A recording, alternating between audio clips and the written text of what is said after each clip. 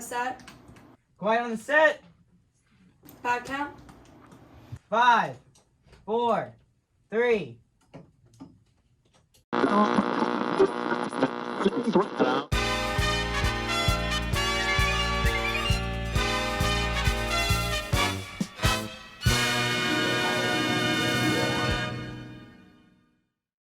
Hey Mepham, welcome back to Midweek Update.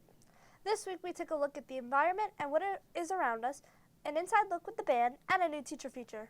This and more as we take a look at what's going on this week on Midweek Update. I'm Boland.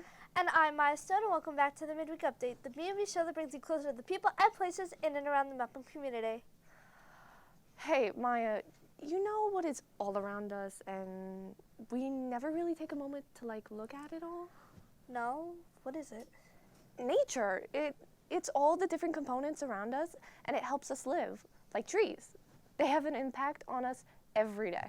You're right, Bree. I never really stopped to take a moment to realize it. Not only trees, but we need a healthy environment, and our very own Hannah Broxmeyer tells us how people are trying to help. Well, I'm a guy who believes in freedom. I don't like anybody telling me what to do, but somebody's got to stand up for the trees. You know, they don't have an advocate. We're their advocate, and we need them as much as they need us. That's why the ordinance is important. There's no secret that Long Island is known for its beautiful beaches and breathtaking sunsets, but this wouldn't be possible without a healthy environment. Watching the population of trees steadily decrease, a community group based out of Nassau County known as Wild Ones has made it their quest to save the trees by tackling the Town of Hempstead Tree Ordinance. In Nassau County, we have a tree ordinance, which is a set of regulations that govern how we can manage our trees as a community and how we can manage trees on our own property. Those regulations are important because they are our community values written down into regulations. So we do need to improve the Town of Hempstead tree ordinance to make it very cutting edge because we are facing climate change, and it's an important facet to maintaining our tree infrastructure. Before Long Island was what we know and love today, things were a little bit different. The settling of the continent wiped out the great oak forest. When John Rock Smith came to Merrick in 1643, that's what he found, the great oak forest. Oaks, beeches, hickories, and other assorted native species. So native trees have created a perfect balance. And if human beings and all our actions didn't change that, then we'd still have a perfect balance. Those trees provide habitat for all of the wildlife here and for the migratory species that are flying past this area, landing on our beaches as their last stop before they fly over the ocean and onto their migratory other patterns of travel. I'll say at this point, why are trees important? I'll answer that with a question. Do we like to breathe? Yes, as a species, we like oxygen. We need oxygen to breathe. I'm not saying I'm the Lorax, but somebody's got to speak for the trees. And you know, if we're supposed to be the top of the food chain, the top of the hierarchy, then it's our job to protect everything below us. We tend to forget that trees are quite literally the reason we're alive, so we need to protect them. Speaking on behalf of the trees, for B&B, I'm Hannah Broxmeyer. Wow, I never noticed how important it is to keep trees alive and to keep a healthy place to live. I'm glad to hear that people are standing up for our twig friends out there. Do you want to know what else we can hear? I can hear a lot of things, but let me guess. It might be hard, but I don't think you've heard of them before. Bree, are you talking about winter concert?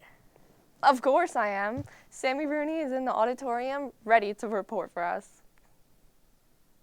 I'm Sammy Rooney reporting live from the Mepham Auditorium where we are knee-deep in winter concert season. Today, the hard work and dedication of Mepham's finest musicians will begin to pay off with the first annual winter concert.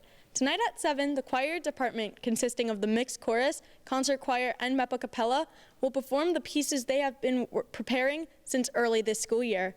This coming Tuesday, Mepham will host part 2 of this concert, where there will be even more musical talent on display. If you're unable to attend either night, B&B's got your back. Stay tuned for our coverage of both annual winter showcases only on the B&B YouTube channel. That's it for me. Now back to you guys in the studio. Thanks, Sammy. You can watch the concert only on the B&B YouTube channel. I can't wait to see what they're gonna sing. There's just one more thing we get to hear about too. What is that? I thought this was the only music thing going on right now. Well, Michaela Dobby gives us a look at what is going on in the band room and who is involved with the band.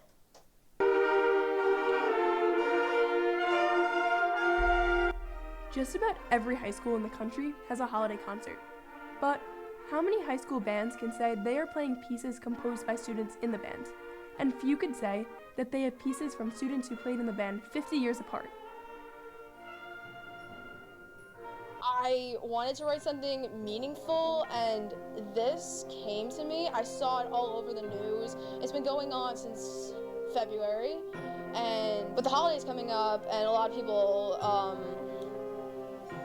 affected by the war, I just wanted to create a piece to show that there is still hope for people in Ukraine despite this months-long, almost year-long war.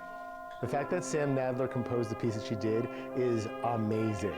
It is astoundingly good. When you hear it, when I conduct it, it's right there on the level of all these, very professional, high quality, award-winning composers. 50 years before Sam Nadler even entered Mepham High School, Carl Stroman found himself at Mepham High School. This building today is a flashback. I mean, it's just incredible. We had great teachers. Courses I took were outstanding. Carl joined the band at Mepham and started to play the trombone. It wasn't long until he started to arrange pieces. An arranger is different than a composer. We take existing music from other writers and rearrange them for any kind of performing group. We rearrange those notes, take the notes from the melody and assign them to the notes and the score for the band. And I did that for a long time. It was a great education. Even today, Carl is still in awe of the building here at Mepham and the community that the school has. First of all, you got to admit, this is an unusual building architecturally. It looks like a monument. I think for the band, it means that we are rooted in a legacy of success, rooted in a legacy of high quality. I think that when you look at the building, it's that nostalgia and Americana that we all kind of feel just by looking at it. And then when you think of the band room, it's the same thing. Here's somebody who is now, well into his retirement, and he was here, So I think that kind of paints a picture of, oh, wow, our stories will continue. He has a story that will be part of our story. Friends that I keep in contact with still talk about Mepham. The Alumni Association goes back 60, 70 years. That says a lot for a high school. I doubt that high schools on Long Island have that kind of following. There's something special about this place. For B&B, I'm Michaela Dobby. Well, I'm glad that everybody got to see what's going on in the band now.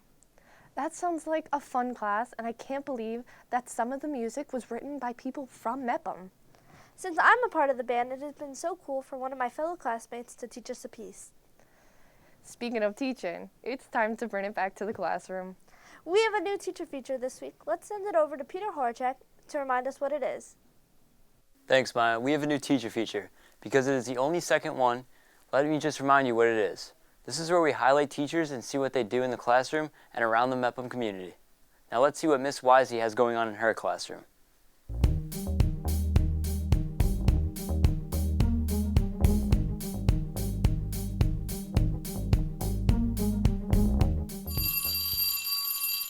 Many people can confidently confirm that math is not their most favorite subject, but teachers like Miss Wisey at Mepham High School are sure to change that opinion.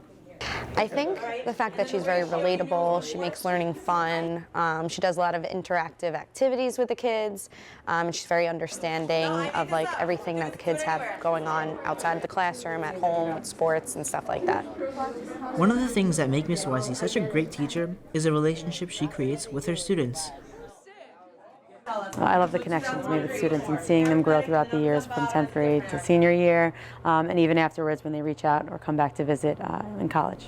Faculty as well as students at Mepham appreciate Ms. Wisey and her teaching very dearly. Yes, I think she's a phenomenal teacher. From what I hear, kids are always talking about how much they love her and wish that they could have had her all 4 years of high school.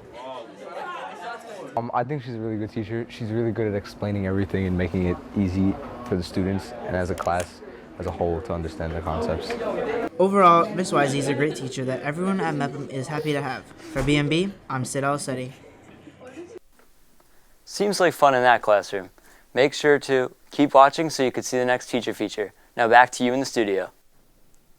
That's so cool. Seeing all these different teachers' roles and their impact on the school shows how hard they work. I can't believe all that the teachers do for the students here. Maya, this week I feel like we've seen a lot around the whole school. Yeah, we saw the band, what goes on in the classroom on a daily basis. I just feel like there's one more thing we need to see. Oh, Maya. There is. It's sports. We need to look and catch up on our Mepham sports. Luke Yepez has our sports for this week. Thanks, guys. We are another week closer to winter break, and I am back to give you another midweek in your Mepham sports, so you better get hyped. First, let's talk about our basketball teams, as our boys basketball team had a game yesterday against Long Beach, where Mitch Savali hit a game-winning three-point shot to win their first game of the season, 43-31. Absolutely insane. Our girls, who have a record of 3-2, have a game this Friday against New Hyde Park here at Mepham, where the boys basketball team will be away at the same time. Come and support the girls this Friday as they look to get their 4th win of the season. Next, let's move on to wrestling. The Sprig Gardner was a great success as our wrestlers fought hard, and Dylan Dunn finished first respectively in his class. You can catch the whole tournament on our B&B YouTube page, and congratulations to all of the wrestlers who competed. Now let's talk about our Bulldogs hockey team, who have a record of 7-2, where they won their last game against Farmingdale 6-0 this past Monday. Their next game is next Monday against Wantagh. Finally, our track team has their first big invitational, the Bishop Lachlan Games, this weekend, keeping it busy with our Mepham sports. That's all I got for you. I hope you all enjoyed this beloved Wednesday. From B&B, I'm Luke Yepez, host of Sheep on the Loose. Now back to you guys. Thanks, Luke. Congratulations to all of the teams that played and to the wrestlers. I hope your season continues to look good. Until then, I'm Brianna Boland. And I'm Maya Stone, and we'll see you all next midweek. I want to push you, but I'm not allowed to. Oh, I mean, yeah. Otherwise I would. I would push you.